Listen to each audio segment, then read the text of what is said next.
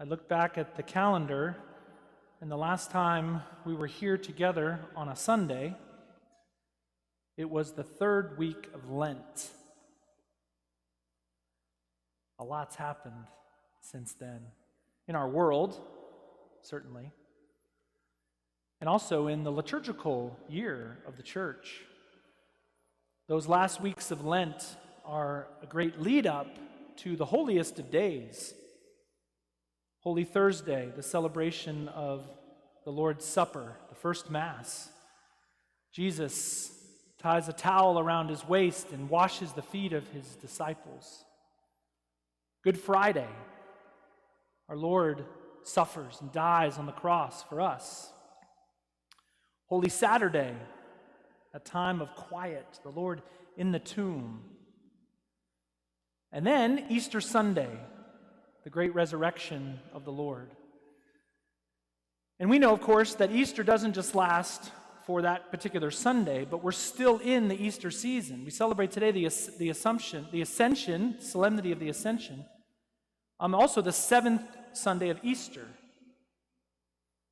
We've been celebrating the Lord's resurrection for a month and a half.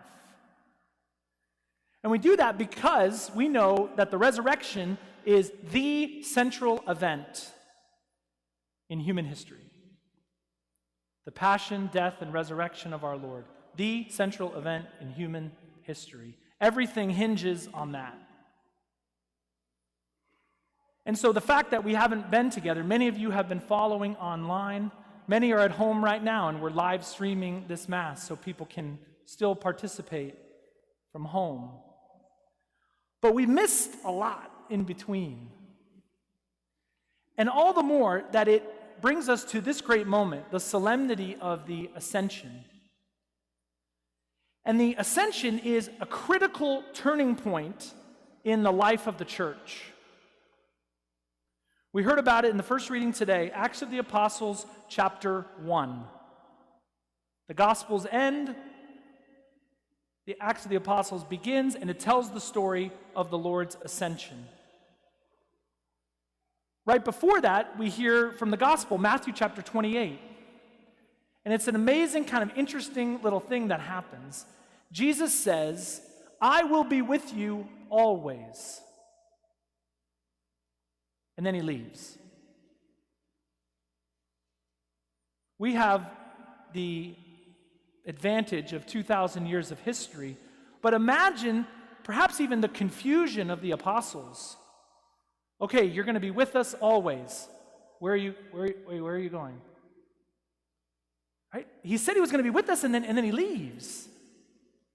But if we listen closely to the words of our Lord, all the way leading up to that, he says over and over and over and over again, "I will send you the Spirit." Now, we're not there yet. Next week, the Solemnity of Pentecost. But the Ascension is this critical turning point, especially for the apostles.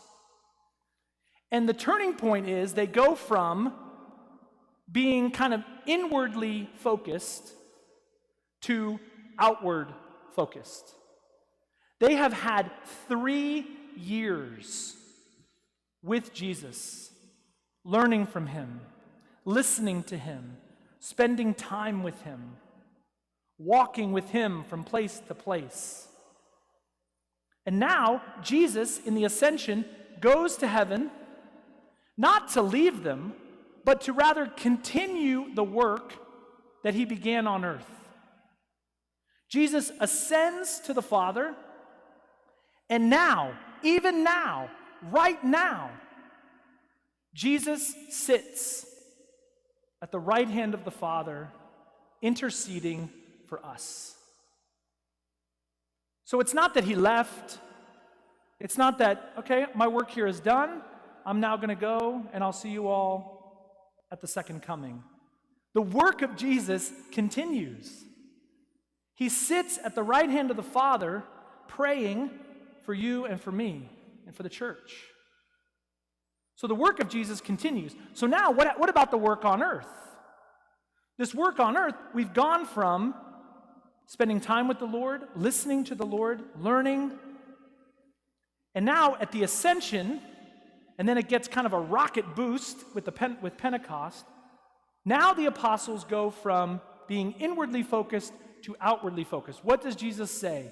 Go and baptize all nations in the name of the Father and of the Son and of the Holy Spirit. So you can imagine maybe this week in between the Ascension and Pentecost, the apostles saying, well, how are we supposed to do that? He's not with us.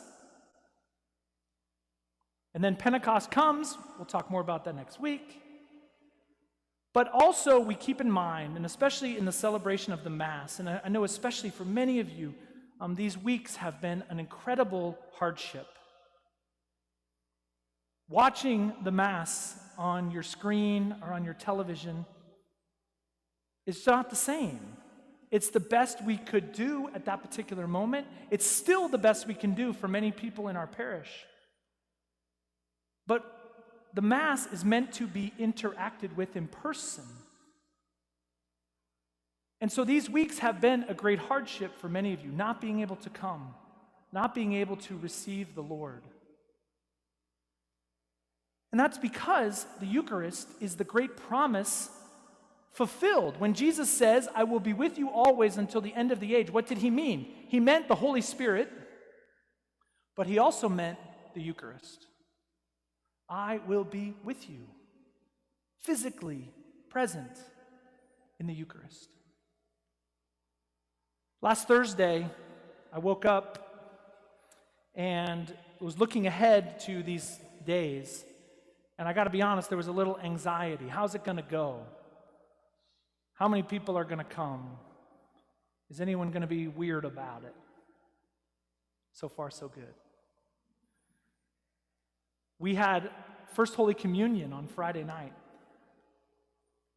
We had another First Holy Communion Mass on Saturday morning. Had a wedding yesterday. And then a full weekend of Masses. And confirmation this Tuesday night for many of our high schoolers. And then another First Holy Communion next Friday. So there's a lot going on. I woke up Thursday morning and I thought to myself, we just got to battle through these next few days. Just got to put my head down and let's just get through it. And then a little bit later on in the day, I was just praying, looking through the scriptures, the readings for this weekend, and thought, that is the worst way to look at things. 3 First Holy Communions, a confirmation, and the people of God being able to come to Mass for the first time in 2 months, and you just want to get through it? What a terrible way to look at things. So I had kind of a mini conversion right in the middle of the day. And that conversion brought about in me this idea that with the Ascension, it became not about the apostles, their needs, their wants, whatever was comfortable to them. It became incredibly outward focused. And so I've said it before and I'll say it again. The church exists to evangelize. The church exists to evangelize. It's who we are, it's what we do. Are we good at it? Sometimes. Do we stink at it? Sometimes.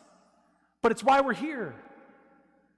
And so as we celebrate Ascension and as we move into Pentecost, and as we come back to Mass for the first time in all these weeks, it's my hope that we're able to still keep that outward focus.